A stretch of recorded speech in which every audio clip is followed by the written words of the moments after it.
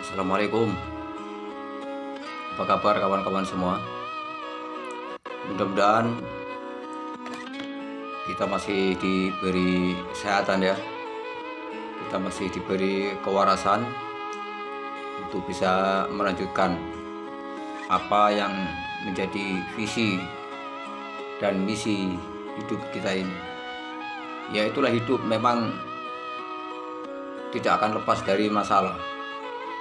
Masalah itu selesai, timbul masalah yang lain, dan begitu seterusnya sampai datangnya hari kiamat. Persoalan tidak akan pernah selesai. Oke,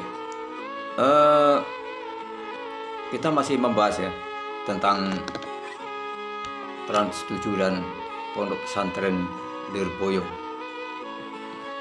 Ya,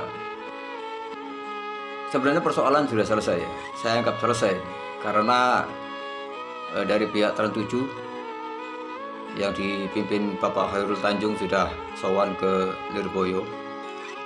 Itu artinya persoalan clear, selesai, sudah minta maaf, sudah sungkem. Artinya untuk menghindari kegaduhan terutama dari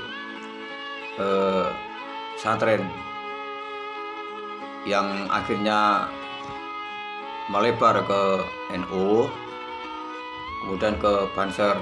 Ini kalau gak segera minta maaf atau segera sowan, nanti makin tak terkendali, makin rusak semuanya. Yang rusak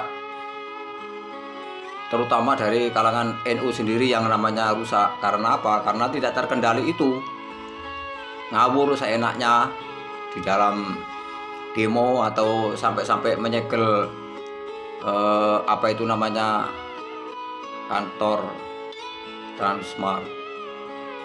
Itu yang tidak boleh terjadi. Begini kawan-kawan ya, sebagai evaluasi ya dari hikmah kasus ini, sebenarnya dari Trans 7 itu saya berpendapat hanya sekedar menyampaikan berita, jurnalis. Jadi menyampaikan berita apa adanya, cuman mungkin cara penyampaiannya yang menurut kalangan orang-orang pesantren itu tidak etis, terlalu nyinyir lan begitu. Sebenarnya itu hal-hal yang wajar. Memang pemberitaan itu memang harus dikemas sebagian rupa, tujuannya agar menarik, itu aja. Kalau sampai terjadi kesalahan seperti itu ya itu namanya kelalaian, bukan kesengajaan. Kita tahu bahwa Trans 7 isinya itu ya orang-orang umum, orang-orang yang masih kebanyakan awam di dalam ilmu agama. Saya yakin begitu. Karena sebab kalau mereka paham tentang bagaimana beragama yang baik dan benar, tidak akan menyampaikan berita secara nyinyir begitu. Pasti pakai cara-cara yang santun, pakai cara-cara yang sopan begitu.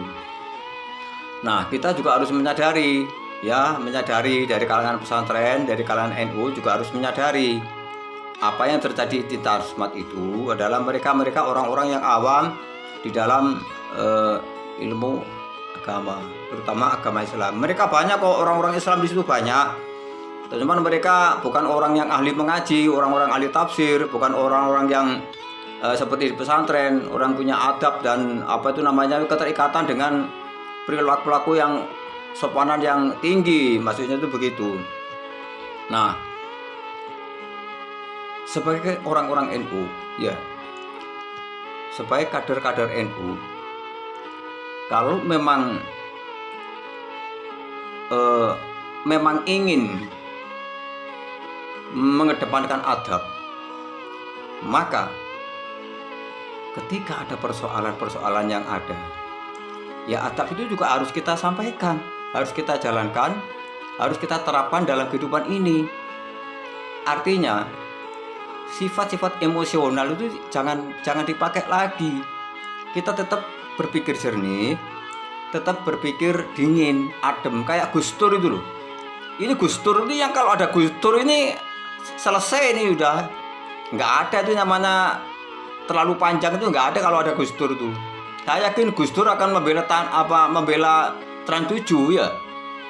Atau minimal posisinya ada di tengah, tidak akan menyalahkan Trans 7 itu pasti kalau Gus Dur. Nah, tergantung kita bagaimana menyikapi Trans 7 itu, berita-berita itu. Ya kalau memang kita nggak siap, ya jelas kita tersinggung ya. Karena apa? Karena yang dinyinyirkan itu adalah sesepuh pesantren, kiai.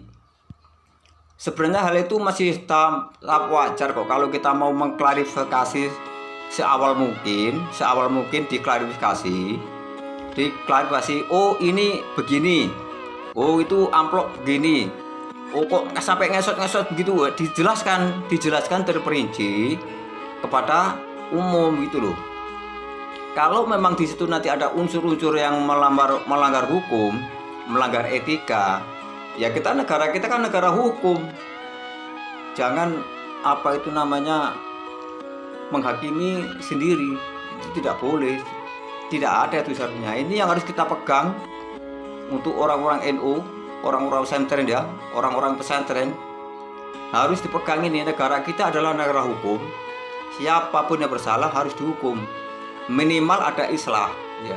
Islah seperti kemarin dari pihak Trans 7 sudah berkunjung sowan di Kiai Haji Anwar Mansur di Lirboyo. Itu artinya persoalan dianggap clear, selesai, tidak perlu diperpanjang lagi.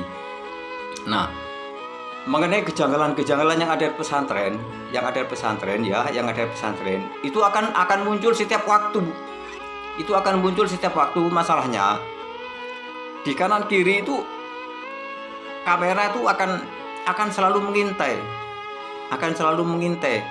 Kalau pesantren ini tidak sembrono di dalam aktivitas sehari-hari, atau bertentangan dengan umum, bertentangan dengan adat istiadat, bertentangan dengan etika, atau bertentangan dengan apapun, maka siap-siap pondok pesantren itu siap-siap pondok pesantren akan mengalami pembulian. Itu pasti terjadi nanti. Karena apa? Semakin lama kamera itu akan semakin canggih dan akan terus mengintai. Bukan hanya di pondok pesantren, tapi juga di sekolah-sekolah umum itu akan diintai oleh kamera-kamera yang tersembunyi itu. Dan kalau kita sembrono di dalam mengelola atau menerapkan suatu kegiatan yang kemudian melanggar hukum, itu akan terekspos gitu loh. Makanya harus hati-hati. Jangan sampai terjadi hal-hal yang membuat masalah ini semakin ruwet dan semakin rumit. Oke, kemudian yang kedua,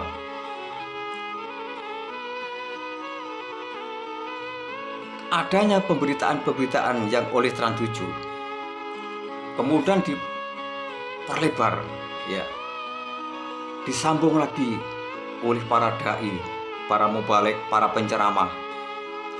Di situ terus diekspos ya, terus disuarakan dengan memancing jamaah pengajian supaya marah. Ini tidak perlu terjadi sebenarnya. Tidak perlu. Jadi para dai ya, ada Gus Miftah, ada Anwar Zahid, ada Mbak Mumpuni. Itu kalau bisa ceramahnya itu yang adem lah. Jangan terlalu Trans 7 mojok-mojokkan terus Trans 7. Itu kita gak setuju, kita marah, kita tersinggung, kita dihina. Jangan begitulah. Kita itu kan memberikan suasana yang adem, memberikan siraman rohani yang dingin, agar para pengajian itu mereka jiwanya juga dingin, tidak ikut panas gitu loh. Jangan dipanas-panasi.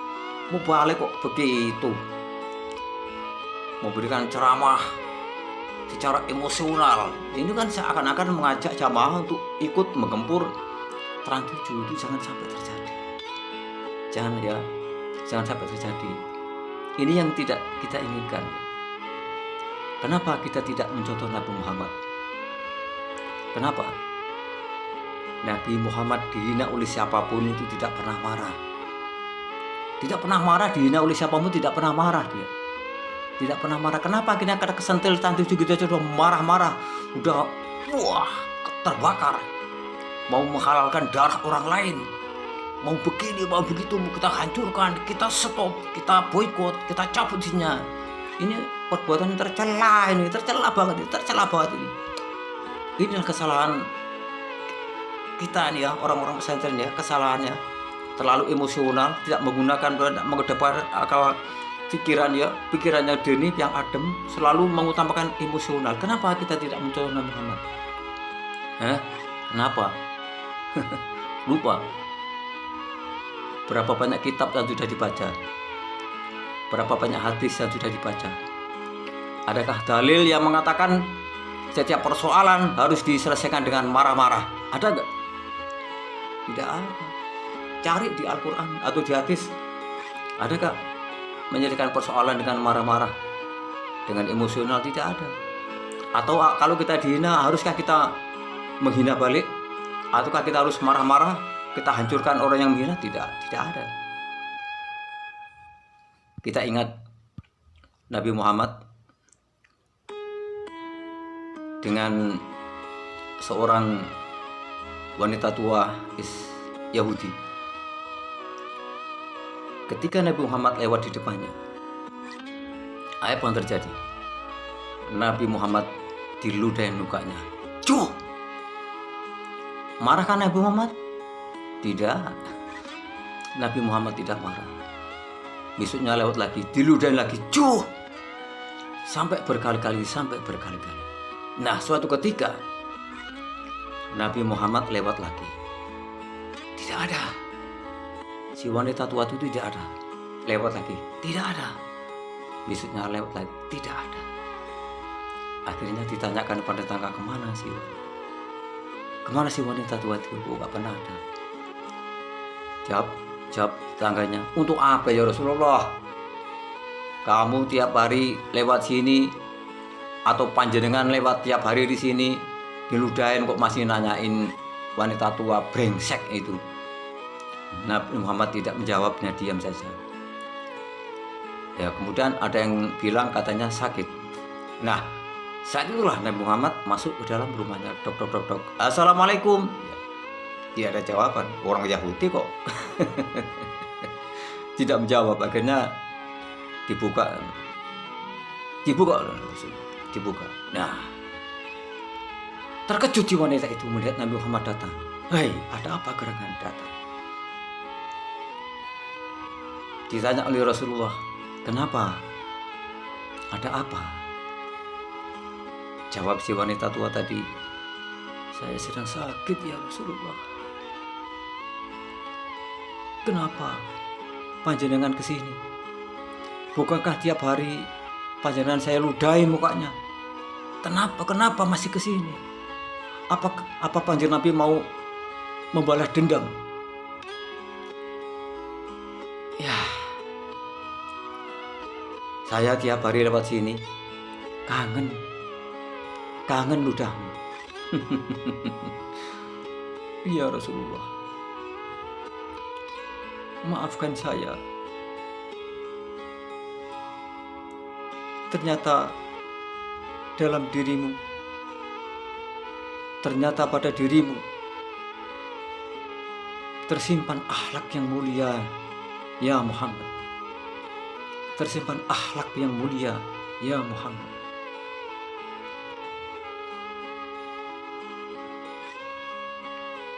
Kenapa engkau tidak marah ketika aku ludahin, ya Muhammad? Jawab Nabi, ya karena engkau belum tahu siapa aku. Kalau engkau sudah tahu siapa aku, kau tidak akan meludahi. Ya Muhammad, saat ini aku betul-betul tahu siapa dirimu sebenarnya. Engkau adalah ya Rasulullah. Engkau adalah Muhammad utusan Allah. Bimbinglah aku ya Muhammad. untuk mengucapkan kalimat syahadat. Ya, saat itulah si wanita tua tadi itu dituntun oleh Rasulullah, oleh Nabi Muhammad untuk membaca syahadat dan masuk Islam. Kenapa dia masuk Islam? Karena kelembutan hati, karena akhlak Rasulullah inilah yang membuat wanita Yahudi itu masuk Islam. Coba seandainya orang-orang pesantren dari Lirboyo, dari Banser, ini sedikit agak lemah lembut terhadap tren 7 yang memang mungkin ada indikasi membuat kesalahan, mungkin orang-orang tren 7 akan tunduk. Mereka banyak wanita-wanita yang gak berjilbab, mungkin akan berjilbab, akan rame-rame sowan di Kiai Haji Anwar Mansur. Tapi karena kurang lembutnya omongan, pembicaraan, akhirnya ya persoalan ini selesai, tapi masih sedikit agak kurang, endingnya kurang begitu bagus lah. Endingnya kurang cantik maksudnya. Dalam sebuah adegan, di sebuah film taruhlah seperti itu, endingnya kurang begitu bagus. Karena apa? Karena ada dialog yang masih kaku, dialog yang kurang enak gitu. Artinya dialog dari orang-orang pesantren, dari PBNU maupun dari para mubalik yang marah-marah terus itu bisanya mengompori pengajian jamaah, ini yang kurang bagus. Jadi bersikaplah lemah lembut kepada siapapun yang membuat hati kita tersinggung. Kita boleh tersinggung, tapi pikiran dan hati harus tetap adem. Contohlah Rasulullah, contohlah Nabi Muhammad, dihina oleh siapapun tidak pernah marah.